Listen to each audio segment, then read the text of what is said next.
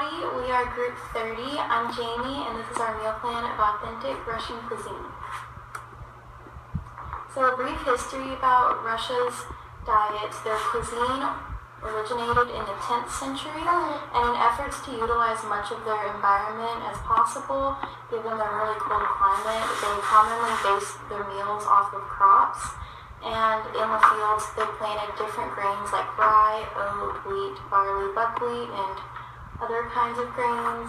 The abundance of lakes and rivers allowed them to fish a lot, so that is why we see a lot of fish in their dishes, and also mushrooms and berries. And as their diets developed and as they became more urbanized, we see more varieties of vegetables that we can use.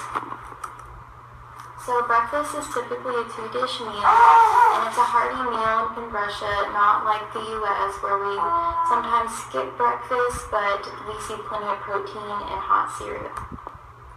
So for starters, they have hot tea, which is called chai po-ruski, and it has usually 1 teaspoon of loose black tea per person, 1 cup of water, 1 whole cardamom pod, 1 lemon, and cream.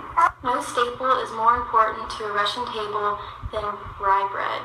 During the Soviet times, there were posters displayed that said "Work hard and bread will grow," because it was often made the difference between starvation and life. So what is most important is the black rye bread, and it's usually featured at every meal. What is also seen at breakfast usually is pancakes called bellini. They're like a thin crepe, often topped with smoked salmon, creamy mushrooms, sour cream, jams, or condensed milk, and they're often eaten in great quantity before lunch. And what is popular among the children is porridge, kasha. It is hot cereal made with milk, and it's made out of any meal or fruits, and it's served hot with butter. My name is Katie Harmon, and I will be talking about lunch, or abed. So this is typically a meal served at either noon or 1 p.m., and it's also one of the biggest meals of the day. So kvass is the drink that we chose to serve with our lunch.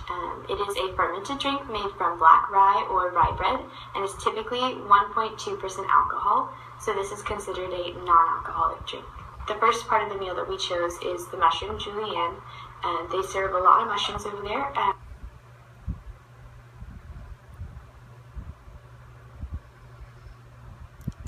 So this dish is thinly sliced mushrooms, cheese, sour cream, and cream. So stroganoff is our next dish. It's our main course of our lunch. It is a dish with meat, mushrooms, and sour cream. We also chose to serve borscht, which is a beet and cabbage red soup.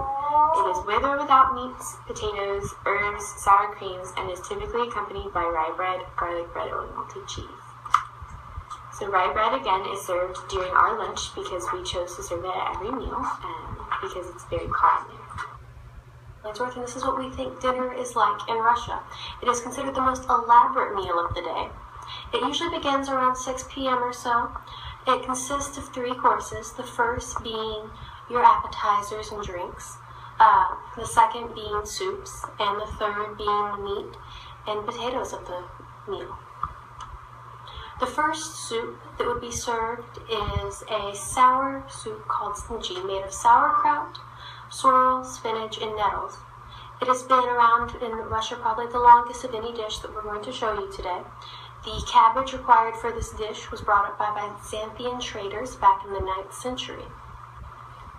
The next soup that could also be an option for your dinner, if you were following the Russian style, would be a boiled vegetable and cabbage soup, with sauteed root vegetables, cabbage, bay leaves, and salt and pepper put together in some form of broth. Whether chicken, beef, or vegetable, all are acceptable.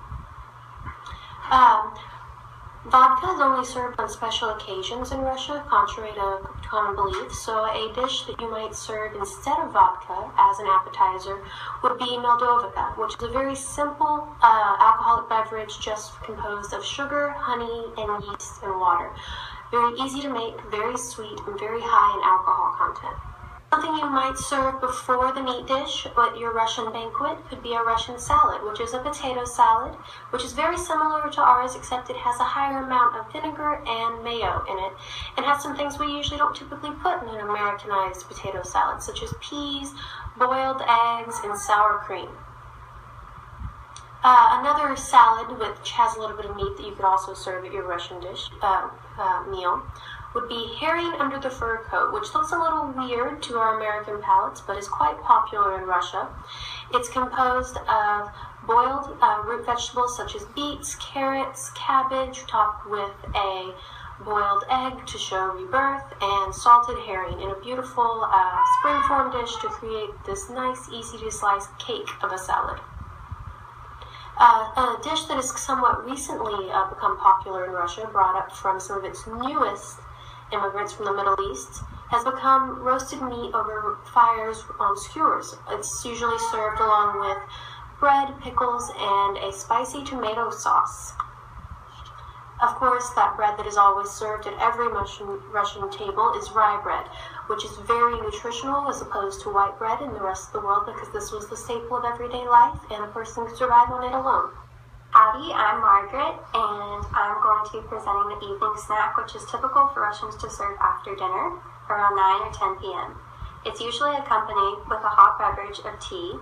Common snacks are desserts such as cake, chocolate, and fruit-based baked goods, served out of an elaborate urn. Traditional Russian desserts served as an evening snack are the following. Bird's milk is one of the first desserts served.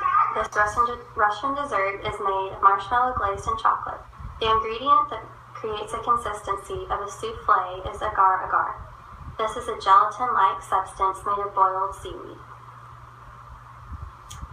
The second dessert is a staple, homemade chewy candy made from nuts strung together in a long strand. The nuts are then dipped into thick grape juice that's been thickened with flour. This classic Russian dessert, commonly referred to as honey cake, is made with layers of honey sponge cake and combined with rich ingredients to often taste like caramel. This cake can include walnuts, sweetened condensed milk, dried fruits, or other ingredients of choice.